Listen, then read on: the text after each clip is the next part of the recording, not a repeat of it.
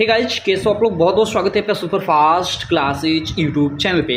दोस्तों, आज की इस वीडियो में हम देखने वाले हैं क्लास 10th का उनके 2022-23 बोर्ड एग्जाम के लिए सामाजिक विज्ञान यानी सोशल साइंस का मॉडल पेपर। जी हाँ मेरे दोस्तों, आप लोग का जो 2023 का बोर्ड एग्जाम होगा वो उसका जो सोशल साइंस का पेपर होगा वो कैसे आएगा, इस वीडियो को देखने के बाद आपको पूरी की पूरी चीज़ें मालूम चल जाएंगी। और उसके अलावा आपका काफ़ी सारा प्रश्न होता है कि हम लोग के सामाजिक विज्ञान यानी सोशल साइंस में लास्ट में मानचित्र वाला प्रश्न आता है, उसको हम सॉल्व कैसे करें और वह प्रश्न कहाँ से आता है, इसके बारे में भी आपको इस वीडियो को अंत तक देखने के बाद मालूम चल जाएगा। उसके बाद और भी आपके बहुत सारे क्वेश्चन होंगे कि हमारे बोर्ड एग्जाम में कितने बहुविकल्पीय प्रश्न आते हैं, कितने अति लघु उत्तरीय, कितने लघु उत्तरीय और कितने दीर्घ उत्तरीय प्रश्न आते हैं और इनको सॉल्व करने की क्या स्ट्रैटेजी होगी। और उसके अलावा जो लंबे लंबे वाले प्रश्न होते हैं, जो 6-6 मार्क वाले प्रश्न होते हैं, उनको सॉल्व हम लोग कैसे करें। सबसे बड़ा तो यही सब लड़कों का यही परेशानी होता है कि दीर्घ उत्तरीय प्रश्न, लंबे लंबे वाले जो प्रश्न हैं मतलब अच्छे से याद हमें नहीं हो पाते हैं, तो उनका आंसर कैसे लिखें। तो ये सारे डाउट आपके इस वीडियो में क्लियर होने वाले हैं और साथ में इस मॉडल पेपर के माध्यम से आपको ये भी मालूम चल जाएगा कि आप लोगों का कहाँ से कैसा कैसा प्रश्न कितने कितने मार्क का पूछा जाता है। तो आप वीडियो को अंत तक देखते रहिए और चैनल को अभी तक आपने सब्सक्राइब नहीं किया है तो चैनल को सब्सक्राइब कर लेना और बेल आइकन को भी दबा लेना, जिससे मेरी सारी वीडियो को नोटिफिकेशन आपको मिलती रहे। तो चलिए बिना टाइम वेस्टिंग के शुरू करते हैं।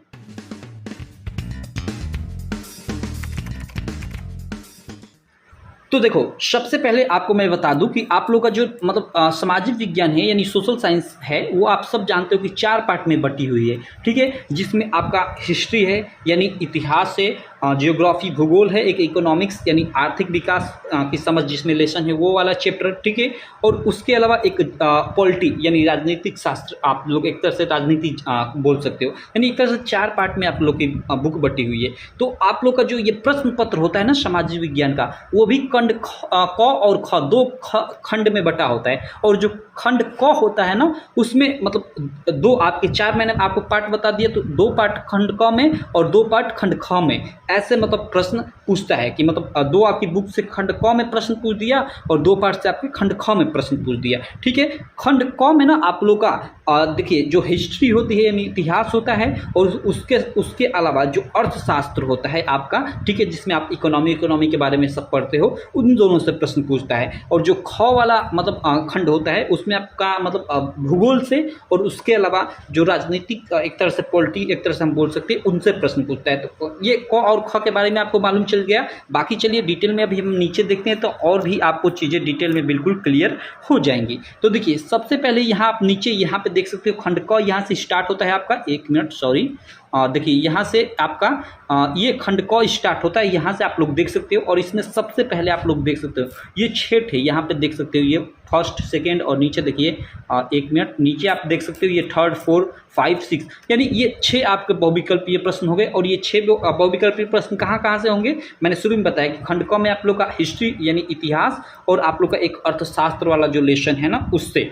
प्रश्न होंगे, ठीक है। तो ये बहुविकल्पीय 6 जो प्रश्न होंगे इन 2 मतलब आपके बुक से होंगे, क्लियर है। उसके अलावा देखिए, उसके बाद ये आपका और ये सारे के सारे 1-1 मार्क के होंगे बहुविकल्पीय प्रश्न। उसके बाद अति लघु उत्तरीय प्रश्न होंगे, देखिए 7 8 9 ये मतलब 3 थे और ये 2-2 मार्क के होते हैं, आप लोग जानते हो अति लघु उत्तरीय प्रश्न, क्लियर। और देखिए ये अति लघु उत्तरीय प्रश्न को सॉल्व करने का सबसे अच्छा तरीका ये होता है ना कि आप जो बहुविकल्पीय प्रश्न है उनको अच्छे से जितना ज़्यादा हो सके पढ़े, क्योंकि अधिकांशतः मतलब ये अति लघु उत्तरीय प्रश्न बहुविकल्पीय प्रश्न के आधार पर ही हो जाते हैं, ठीक है। जैसे ये क्वेश्चन पूछते हैं कि जर्मनी का एकीकरण कब हुआ था, तो भाई जर्मनी का एकीकरण कब हुआ था, तो ये तो एक सिंगल आपको याद रखना कि इतने ईस्वी में हुआ था।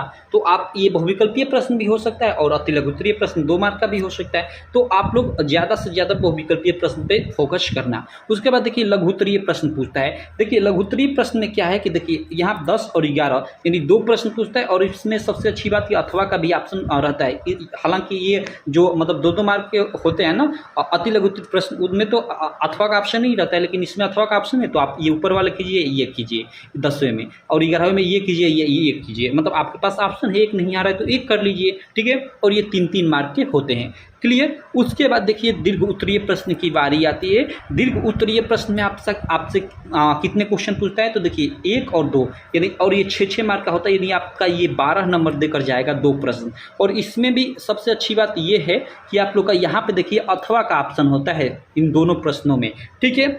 अथवा का ऑप्शन होने से यही फ़ायदा है कि ऊपर वाला ना आए तो आप एक नीचे वाला कर लीजिए, आपके पास ऑप्शन मिल जाता है। और उसके अलावा मैंने शुरू में बोला कि दीर्घ उत्तरीय प्रश्न को यानी लंबे वाले जो प्रश्न उनको सॉल्व करने की स्ट्रैटेजी आपकी क्या होगी, तो देखिए मैं आपको यहाँ बताता हूँ। दीर्घ उत्तरीय प्रश्न ऐसे प्रश्न आपको बोर्ड एग्जाम में अधिकांशतः आते हैं, मैं ऐसा नहीं कर रहा हूँ कि सभी के ऐसे ही मतलब सभी प्रश्न आते हैं, मतलब 90% समझिए कि ऐसे प्रश्न आते हैं ना कि अगर आपने लेसन अच्छे से पढ़ा है, ठीक है, अपने स्कूल या कोचिंग में, तो उसका आंसर आप लोग लिख लोगे। देखिए जैसे यहीं पे देखिए ये प्रश्न कि प्रथम विश्व युद्ध के बाद आई आर्थिक मंदी आर्थिक महामंदी का क्या कारण था, किन्हीं दो प्रभावों का उल्लेख कीजिए। अब अगर आप चैप्टर पढ़े होंगे आप ना, तो आप जैसे हिंदी नॉर्मली जैसे पढ़ते होंगे उसी तरह इसका आप आंसर लिख लोगे, कोई आपको परेशानी नहीं होगी। इसमें ना कोई आपको डेट लिखना है, ना कोई तारीख लिखना है, ना कोई सन लिखना है, केवल आपको एक्सप्लेनेशन करना है। तो ऐसे ऐसे ही प्रश्न आते हैं बहुत। जैसे ऐसा प्रश्न आप सुनिए, जैसे भारत में बढ़ती हुई जनसंख्या नियंत्रण के लिए किन्हीं दो उपायों का वर्णन कीजिए। तो इसका आप या उसको रोकने के उपायों का दो बातों का वर्णन कीजिए। ऐसे प्रश्न पूछता है जिसका आप आसानी से उत्तर लिख सकते हो 6-6 मार्क वाला। तो आप ज़्यादा आपको घबराने की ज़रूरत नहीं है। क्लियर है? आप केवल अच्छे से पढ़ते रहिए।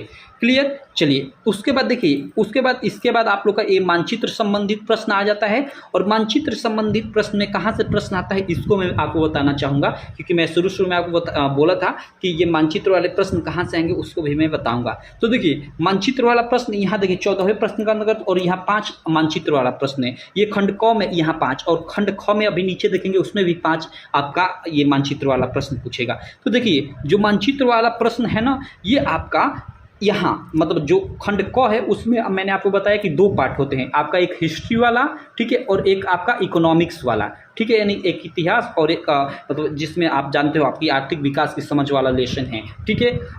तो उसके मतलब ये 2 पार्ट होते हैं आपके। तो उन दोनों में से आपका केवल हिस्ट्री से ही आपका क्या आता है, मानचित्र संबंधित प्रश्न आता है, ठीक है। वो आर्थिक विकास की समझ वाले यानी इकोनॉमिक्स वाले लेसन से नहीं मतलब आता है। तो इस चीज़ को आप ध्यान देना। तो हिस्ट्री के जितने भी ऑब्जेक्टिव क्वेश्चन है आप सबको एकदम अच्छे से क्लियर कर लेना, क्योंकि देखिए यहाँ पे सारा का सारा देखिए वह स्थान जहाँ जलियांवाला बाग हत्याकांड हुआ, अमृतसर पंजाब, आप जानते ही हो, वो स्थान जहाँ से गांधी जी ने नमक कानून गांधी जी ने नमक बनाना प्रारंभ किया, डांडी से यात्रा करके, ये सब आपने पढ़ा होगा। वो स्थान जहाँ नील की खेती करने वाले किसानों ने आंदोलन किया, चंपारण बिहार। वो स्थान जहाँ सूती श्रमिकों भाई अहमदाबाद। मतलब ये सारे प्रश्न देख रहे हो, ये सारे के सारे प्रश्न आपके हिस्ट्री से हैं भाई, आपके हिस्ट्री से ही होंगे ये मानचित्र वाले प्रश्न खंड क में। लेकिन खंड ख में कहाँ से होंगे, चलिए अभी आगे हम उसको भी देखते हैं। लेकिन देखिए यहाँ एक प्रश्न 14 के अंतर्गत ये पूछता है, मतलब यहाँ पे कि ऑप्शन दिया रहता है केवल दृष्टिबाधित परीक्षार्थियों के लिए।